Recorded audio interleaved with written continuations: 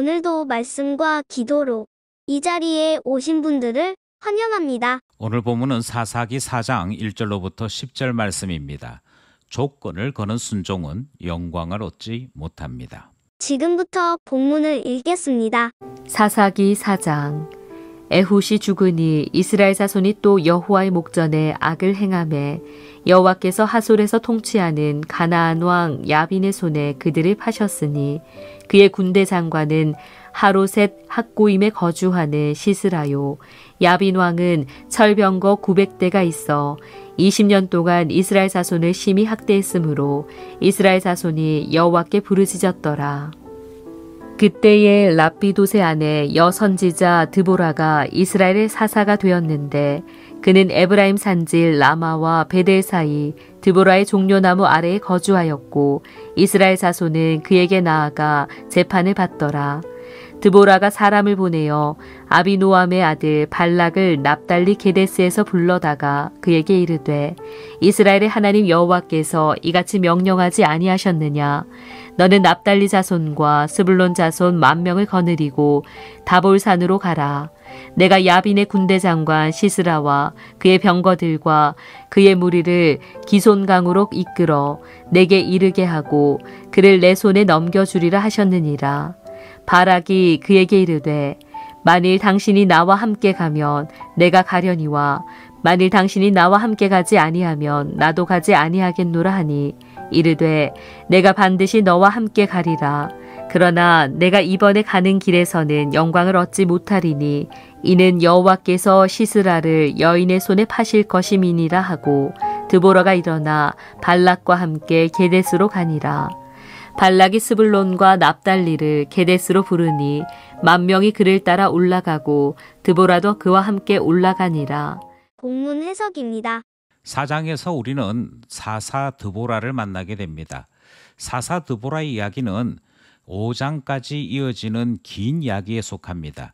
사사기 전체를 살펴서도 기드온 이야기 다음으로 가장 긴 본문 분량을 가지고 있는 이야기이지요.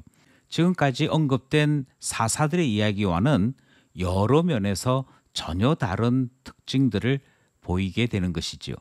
특별함이 있다 이렇게 말씀드릴 수 있는 사사 드보라의 이야기가 오늘 본문에서부터 시작됩니다. 서론 부분에 해당되는 말씀 함께 살펴보겠습니다. 첫 번째 문단은 1절로부터 3절입니다. 다시 시작된 사사기 사이클에 대한 이야기이지요. 지금까지 살펴본 사사들이 있습니다. 운니엘을 살펴보았고 에훗을 살펴보았고 그리고 짧은 한 절 삼갈에 대해서도 살펴보았습니다. 그리고 오늘 본문에서는 드보라에 대한 이야기가 등장을 하는데요. 이렇게 4명의 사사는 매우 좋은 사사로 평가를 받는 사람들입니다.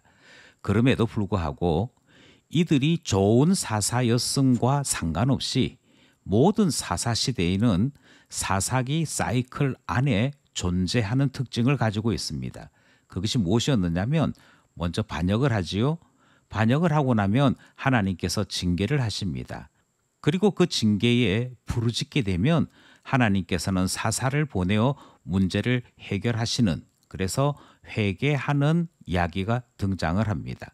이것이 사사기가 가지고 있는 사이클의 첫 번째, 두 번째, 세 번째인데 오늘 본문 첫 번째 문단 1절, 2절, 3절이 바로 이 사실을 그대로 소개하고 있습니다. 하솔이라고 하는 곳에 자리를 잡은 가나안 왕 야빈이 등장을 하고요. 그의 군대 장관인 시스라가 박해자로 등장을 합니다. 가나안 왕 야빈에게는 철병거 900성이 있는 엄청난 군사력을 가지고 있었기 때문이라 이 사실을 우리에게 전달하는 첫 번째 문단 말씀입니다. 둘째 문단은 4절로부터 10절 말씀입니다. 사사 드보라가 등장을 하는 것이죠. 사사 드보라의 이 드보라라고 하는 이름의 뜻은 꿀벌입니다. 그리고 사사 드보라는 여자입니다. 지금까지 이야기와 달리 드보라가 여자 사사라 하는 점은 대단히 중요한 특징을 가지고 있습니다.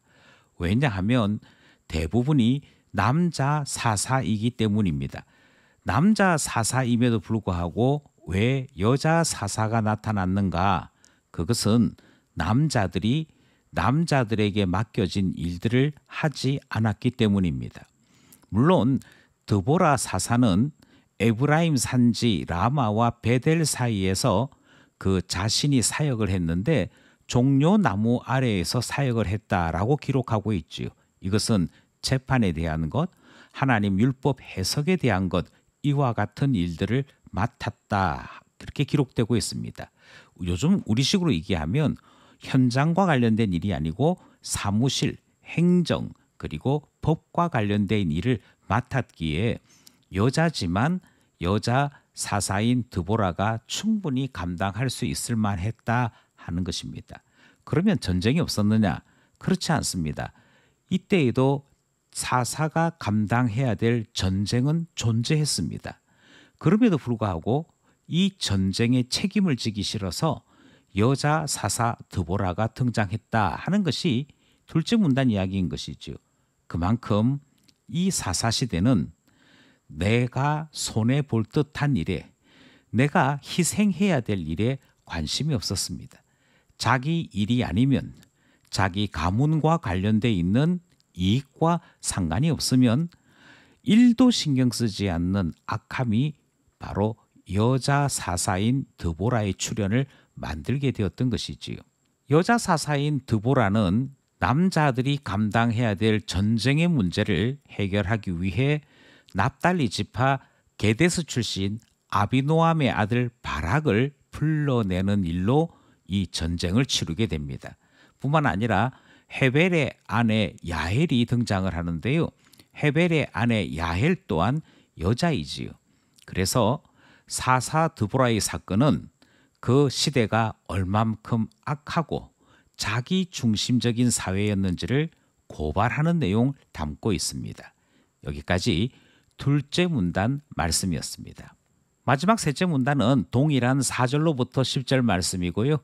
요구하는 것이 많은 사람 바락이 등장하는데요. 이 바락이라고 하는 군인은 한 가지 조건을 내세웁니다. 바락이 요구한 조건은 사사 드보라가 전쟁터에 반드시 동행해야 한다 하는 것이었습니다. 하나님께서 함께 하시는 일종의 표시로 사사가 내 곁에 있을 때 내가 힘이 날 수 있겠다, 이런 생각을 했던 것 같습니다. 하나님께서 드보라를 통하여 바락의 요구에 대해 평가를 하시는데요. 그 하나님의 평가가 이렇습니다. 시스라를 여인의 손에 파실 것이라, 그렇게 말씀하시지요. 그러니까 시스라를 죽이는 영광이 여인의 몫으로 돌아간다, 이렇게 말씀을 하신 것입니다. 그런데 바락이 이 말을 좋게 여겼던 것 같습니다. 별다른 반응을 보이지 않죠. 아마도 그는 여기에 등장하는 여인은 드보라일 것이고, 따라서 드보라가 하나님의 영광을 얻게 되어지면 자기 자신도 함께하는 영광 정도는 누리게 되는 것 아닌가, 그렇게 생각했던 것 같습니다. 아무튼 바락은 그 시대 사람들과 같이 하나님의 명령 앞에 조건을 내걸고 혼자서 자기 마음대로 하나님의 뜻을 해석하는 그런 이기적인 모습을 우리 본문에서 보이고 있는 것이지요. 바락은 스불론과 납달리 지파를 불러내게 되고요. 여기에 납달리 지파는 자기 자신이 속해 있던 지파였습니다. 이 요구에 남자 10,000명이 집합하여 군대를 이루는 모습까지 나타나고 있지요. 드보라가 불렀을 때는 움직이지 않던 이들이 바락의 부름 앞에 나타나게 되는 이 모습까지 오늘 본문 말씀이었습니다. 말씀을 따라 기도하며 결단해 봅시다.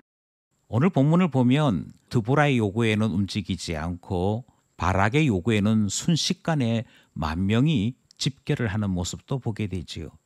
이런 모습을 두고 사람에게 이끌리는 신앙이라 그렇게 설명합니다. 그런데 사람에게 이끌리는 신앙은 언제나 한계가 분명합니다. 그 사람이 살아있을 때, 그에게 힘이 있을 때에만 덩달아 나도 신앙인인 척 하는 그런 한계가 있지요. 그러나 만약 성령 하나님께 이끌린 신앙이라면 그 신앙은 영원합니다. 만약 우리의 신앙이 성령께서 우리에게 주시는 선물, 곧 믿음의 선물로 말미암은 신앙이라면 그 신앙은 진실된 것이지요. 그러므로 기도하기를 우리 안에 주를 향한 신앙이 주의 영으로 이끌림 받는 신앙, 주님의 선물로 말미암아 주어진 신앙 되게 하소서 기도하게 되는 것입니다.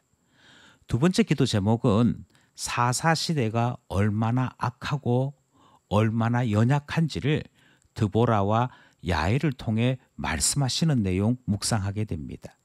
사사시대만 악하고 연약한 것이 아니라 우리가 살고 있는 이 시대에도 악함이 있습니다. 이 시대에 물들어 하나님 앞에 바르게 서지 못하는 일이 없도록, 그리고 주님께서 우리를 사용하여 주시는 그 놀라움에 감사하며 살아갈 수 있도록 기도하고자 하는 것이지요. 주님, 우리를 사용하여 주시옵소서. 이 악한 시대에 하나님과 함께하는 그 은혜를 베풀어 주시고 하나님을 아는 즐거움을 알게 하여 주옵소서 기도하게 되는 것입니다. 마지막으로 남자들이 여자 뒤에 숨어 있는 시대를 살펴보았습니다.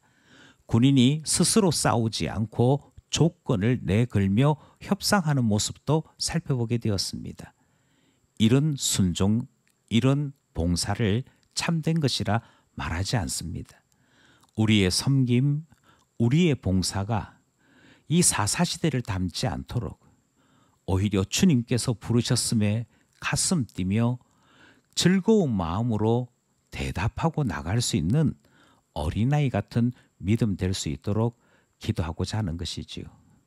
우리의 믿음이 시대 속에서 상하지 않도록 도와주시고 어린아이 같은 믿음 지키게 하소서 기도하게 되는 것입니다. 오늘도 말씀과 기도로 살아가는 모든 기쁜 가족 되기를 간절히 소원합니다.